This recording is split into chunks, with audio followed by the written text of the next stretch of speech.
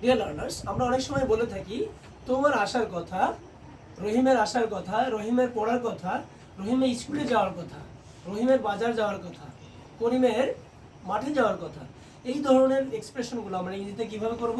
Subject plus suppose two, subject plus suppose two plus V1, যে কাজটি করার কথা সেই ভার্বের V1। তাহলে তোমার আসার কথা you are suppose to come, তোমার যাওয়ার কথা You are supposed to go. তোমার পড়ার কথা You are supposed to read. You are suppose to read, you are suppose to read. তোমার রান্না করার কথা You are supposed to cook. You are suppose to cook. তোমার খাওয়ার কথা You are supposed to eat. You are suppose to eat. তোমার ঘুমানোর কথা You are supposed to sleep.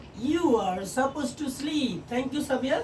তোমার 8টার সময় ঘুমানোর কথা You are supposed to eat. You are suppose to sleep at 8 p.m.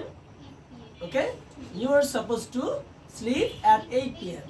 তোমার 8টার সময় যাওয়ার কথা You are supposed to go at 8. Thank you, you are suppose to go at 8 a.m. অথবা 8 p.m. ক্লিয়ার?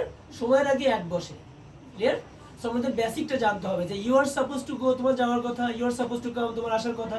তারপরে কিন্তু আমরা অ্যাডভার্ব যোগ করতে পারবো যে 8টার সময় না সকালে না বিকালে। তোমার বিকালে যাওয়ার কথা, তাহলে you are suppose to go in the afternoon. তোমার দুপুরে যাওয়ার কথা you are suppose to go at noon. তোমার রাতে আসার কথা you are suppose to come at night.